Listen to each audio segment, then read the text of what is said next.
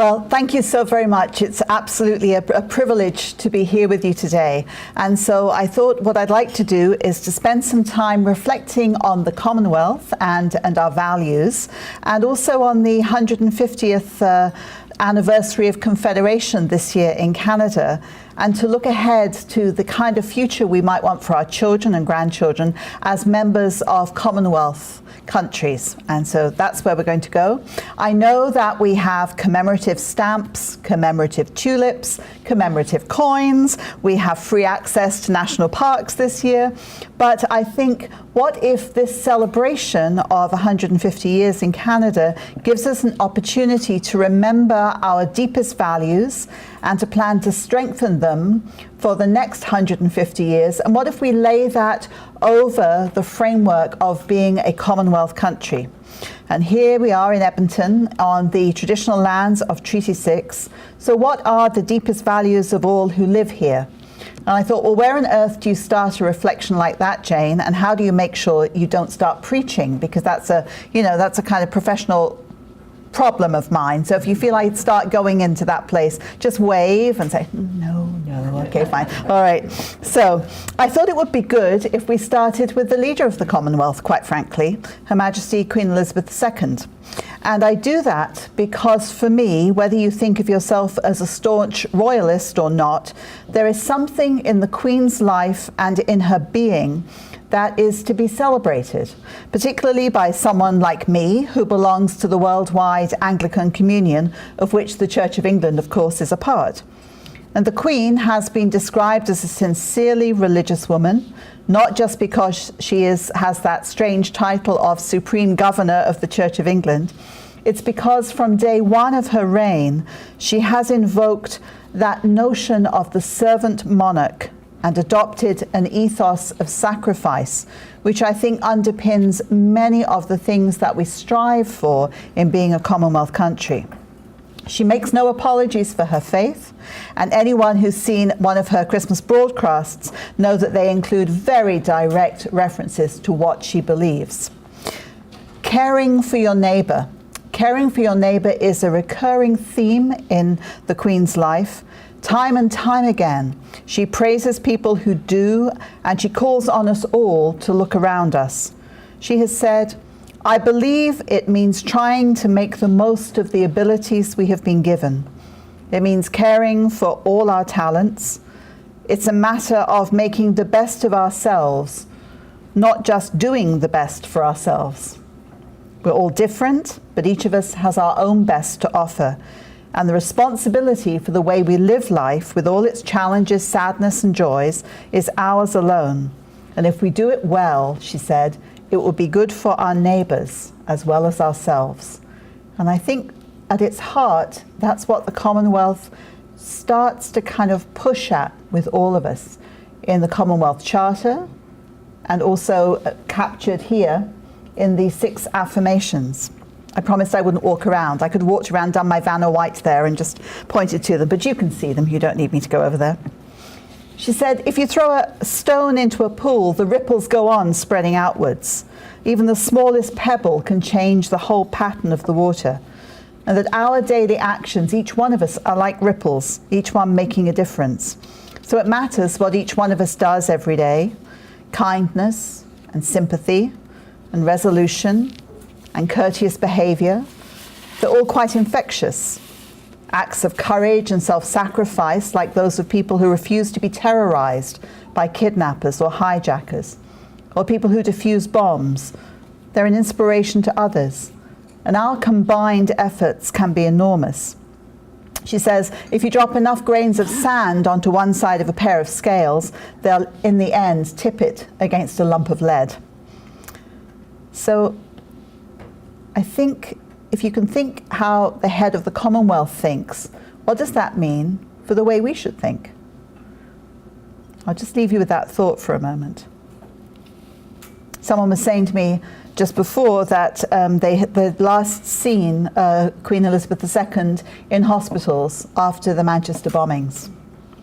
And she has said frequently that when she sees doctors or nurses and hospital staffs caring for the sick, She thinks that it is that urge to make a contribution at the highest level that drives those people, and that we're all called to live in that way.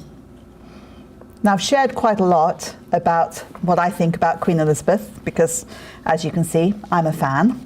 And also, I think in that brief taste there, you see a reflection of the values and core principles of the Charter of the Commonwealth. Now, I'm sure that such an illustrious audience as this one has that charter memorized, but just in case, let me give you a quick refresher of the areas.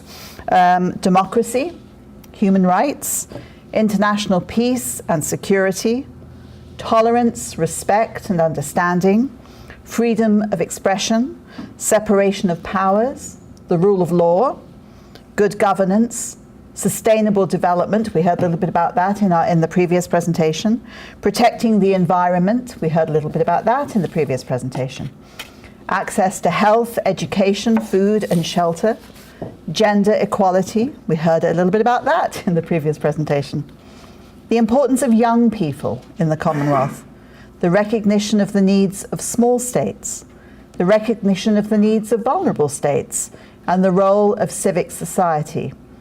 That's our skeleton, if you like, as being part of the Commonwealth. That's the skeleton. And in each of our countries, we enflesh that skeleton in different ways. Those kinds of things have been reflected in what have been called Canadian values. Our current Prime Minister in 2015 tried to define what it meant to be Canadian. And he said that Canada lacks a core identity. You may agree or disagree with that. But he says it does have shared values. He says there's no mainstream in Canada, but the shared values are openness, respect, compassion, willingness to work hard, to be there for each other, and to search for equality and justice. And that's what makes us the country that we are. So what does that look like? What does it look like now? And what does it look like moving forward? Here in Edmonton, as I think of these values, and I think, for example, about the work of End Poverty Edmonton, I think I see a reflection of many of those values at work being put forward right here in our city every single day in attempts to change the face of poverty in the city, a poverty that affects 1 in 8 Edmontonians, 1 in 5 children, 1 in 2 children if you happen to be First Nations. Canadians all over the city have said that human rights, tolerance, respect and understanding, the role of civil society, access to health, education, food and shelter, all of those things, all of your values, all come together if you want to challenge a great societal ill like poverty. So if you stretch that out a bit further, perhaps we can see a vision for the next 150 years here in Canada, a time perhaps when food banks are a thing of the past, a time when everyone is paid a living wage and can provide for their family and are assured of shelter, a time when clean drinking water is universal in this country. You see, for me, poverty is neither a given and it's certainly not a virtue, and so it both can and should be eliminated. Nelson Mandela said that poverty isn't an accident. Poverty, like slavery and apartheid, is man-made, and therefore it can be removed by the actions of human beings. What great and achievable dreams these are. Think about it. Our children and grandchildren could live in a country where this happens. And sometimes we're only too happy to hold up goals like that for other countries in other parts of the Commonwealth and think that we don't need to have such big goals for our own society. And yet, of course, we do. In Canada, we've always had outpourings of support to those in difficult situations around the world. When trouble happens, Canadians step up. Whether it's famine in Africa or fires in Fort McMurray, we are at our best when we seem to be thinking of people other than ourselves. And I hope we plan to live just as generously into the future as we've done in the past. It's a tall order, I know, to ask everyone to live generously all the time, but dream with me for a moment. When you think about these values, equality, justice and peace, human worth, all of these wonderful things, what if our education system, here in Canada was truly free for all families and placed children on an equal playing field for a start in life by eliminating school fees at all levels, by providing lunch programs in school so everybody eats? Well, do we really need to do that? For a lot of families in Canada, yes, we do. Yes, we do. And again, some of those things are programs we would love to see in other places, but we think, well, we don't really need them here. And yet everything we read from different provinces says there is a great need. So how could we level that playing field? Canada's had a bumpy road, I guess you could say, in the last 150 years. And one of the biggest bumps, or maybe potholes in an Edmonton way of thinking about it, is our understanding of who lived here before settlers came. We bumped our way through policies and systems that did not show respect and honour and human rights to all people. On July the 1st, 1867, when 4 provinces, Ontario, Quebec, Nova Scotia and New Brunswick, came together and became the new Dominion of Canada, it had already been 20 years since a man called Egerton Ryerson produced a study of native education at the request of the Assistant Superintendent General of Indian Affairs.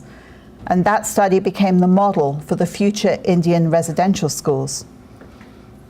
Now, we are now coming into a time when the intergenerational trauma of those systems and policies is recognized, and when we work together to find reconciliation and healing. And we've still got a really, really long way to go, but at least we are on the journey. But it seems to me that sometimes, if we look back and outward into the Commonwealth, we see other truth and reconciliation commissions in other parts of the world, and we get very excited about them. And sometimes we don't see the extent of the one that was right under our own noses, right here at home. We've come so far. My youngest child is 26 years old. My oldest granddaughter is 7 years old. And my youngest grandchild is 3 months old.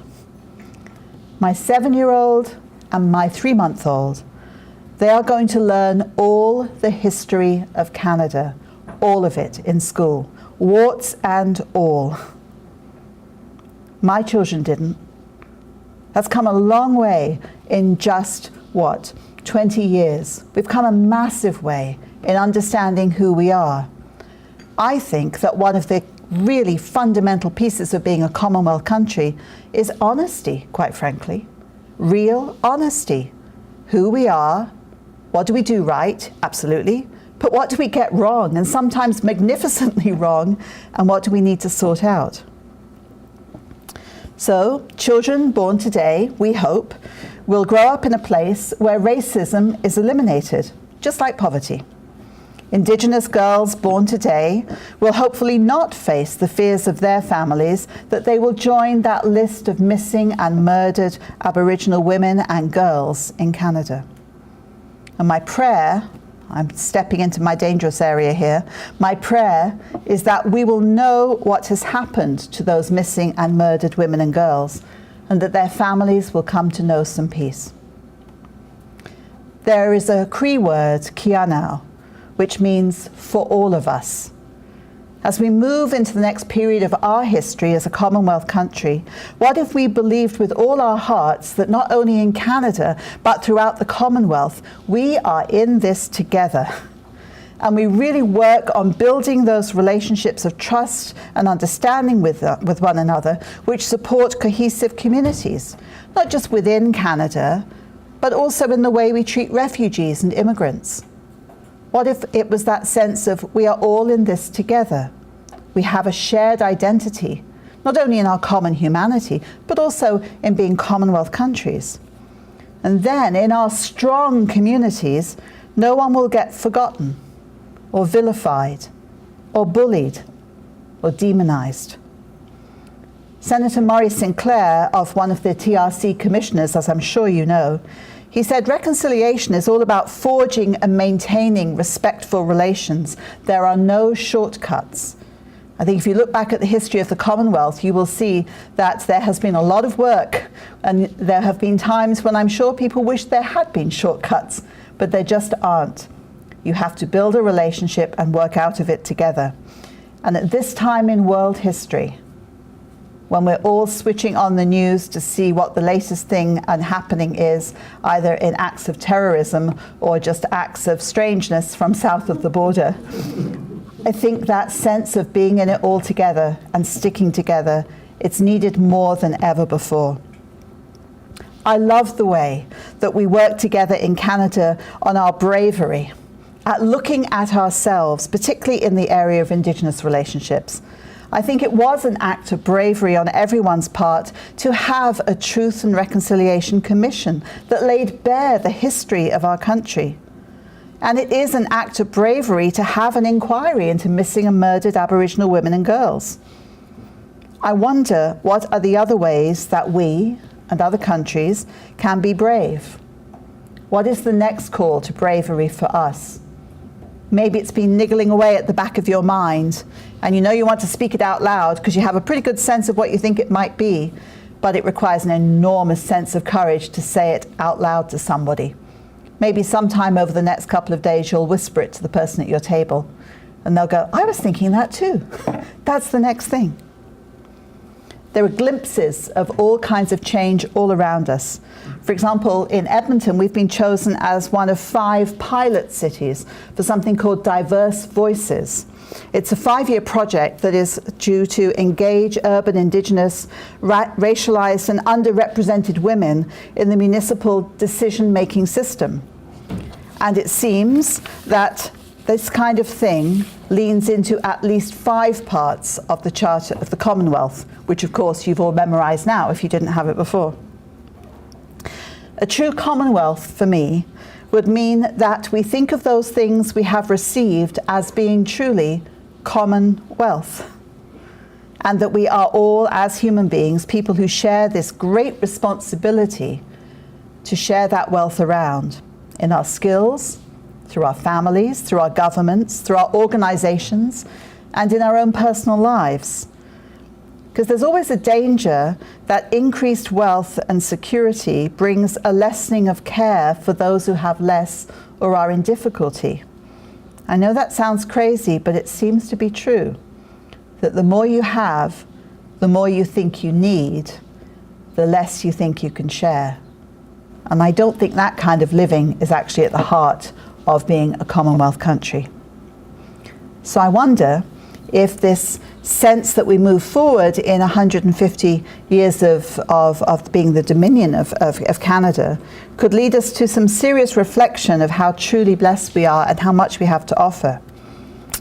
I wonder if we could start looking carefully at whether we keep to the same standards in our work and industries abroad that we are called to do at home. In the midst of our concerns over the US pulling out of the Paris Climate Agreement, I wonder if we might spare a little of our outrage for some of our homegrown exploitations, especially among mining operations around the world, which fall far short of environmental best practices and the protection of international human rights. Wouldn't that be a wonderful thing if that was the next thing to be brave about? No, Jane, it wouldn't. Stop it. Give us something else to think about. Okay, all right, I'll keep going. Please don't think, though, that I'm beating up on Canada, because I'm absolutely not. I love this country. I emigrated here, and I'm very proud to be a Canadian citizen. But I don't wear blinkers, and neither should any of us. No country is ever perfect. And our 150th anniversary here provide an opportunity to look back and celebrate, to look at the present and certainly be challenged, and to look forward with hope and, I think, a renewed energy. It's a way of looking at life that I learnt in another Commonwealth country, Ghana. I was visiting there and we explored the idea of Sankofa. And Sankofa, it's, the image of it is a chicken with an egg by its feet looking over its back. And if I could kind of do the sideways kind of hieroglyphic thing, I'd show you, but I can't. So you just have to imagine it, a chicken with an egg looking back over its shoulder. And basically, it means the unity of the past and present inform what we think will happen in the future. You can't look to the future without knowing what you did in the past and without understanding why you do what you do now and see if anything needs to change. So I think for us, there's so much to celebrate across this country, and there's so much to say, how can we push ourselves a little bit further? I would love it if every single child in school learnt this about the Commonwealth. But I'm not sure they do. I'm genuinely not sure that they do. We can celebrate all kinds of things, like increased support for the rights of people with disabilities, freedom from discrimination on the grounds of sexuality, the adoption of Canada of the United Nations Declaration on the Rights of Indigenous People. And if we look further back, we can celebrate a whole bunch of other things. Insulin, stem cells, Superman, the Canadarm, the invention of basketball, I never knew that one, okay. The snowmobile, poutine, sonar, the snowblower, the goalie mask, and the zip fastener. There's a whole bunch of people in the room giving thanks for the zip fastener right this moment, I just know you are. But this year, I think we're actually called to look forward to the work that we have to do. Online surveys in preparation for this year in Canada pointed to things that we as Canadians are justly proud of. Universal Medicare, the 1982 Charter of Rights and Freedoms, multiculturalism. Those are just three. I wonder what would happen if we, every single one of us, were to write down just 3 things that we would like to see happen in Canada over the next 150 years. Just 3 things. I wonder what you'd list. I wonder if you already know them. If we didn't have linen napkins, I would say write them down on your napkin right now, but I see there's paper in the middle of the table, so that's okay. Because you see, I think that's our new task, to dream the future and then to live into it. To think, what are our foundations? What do they look like? Well, I think they look an awful lot like this, quite frankly. I really do. And so, how does being part of the Commonwealth of Nations, how does moving into 151 years in Canada, for some people, thousands of years for others, what's that going to mean for you as you come through to the end of 2017 and go forward? And if you had a dream, what would it be? And how will you share it? Could you all write to your school boards? Could you suggest that we learn these affirmations? Do you think that if you asked most grade 6 children that they would know we were part of the Commonwealth? So what would you like to do about that? Keep feeling like that as you grow older? Keep thinking about it, and eventually when you're in your 80s go, oh, I should have done something about that. No, do it now. Because there is something about the way that we are joined together across so many different countries and so many different ways of being. I've been very privileged to travel to many Commonwealth countries now and to see a vibrancy and a real desire to hold some things in common.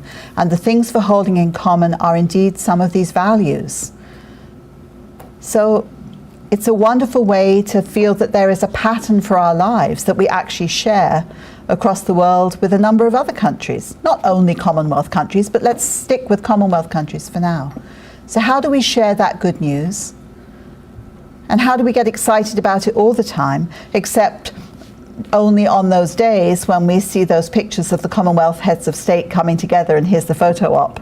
All right? I'd like the photo op to be every day, that as we live into these values as citizens of the Commonwealth and as we move forward in our lives as Canadians. I don't think being a Canadian citizen and a citizen of the Commonwealth are at all disparate. I think they come together very well. We've got some ugly things we need to sort out. We really do, but let's be honest about that.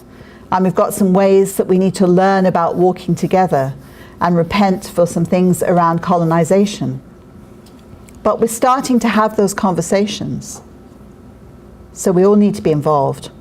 So if I can stretch you on it, have your 3 big dreams. Think about what is that brave thing you need to do. If you think of all those wonderful things that came about through the Charter of the Charter of Rights and Freedoms, and all those things that we move towards and feel such pride in as we work together against oppression, and the fact that we want to combat things like racism, then what's the next thing that we have to be brave about?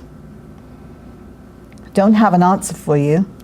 I'm just giving you the question, because I think perhaps the answer is different for all of us.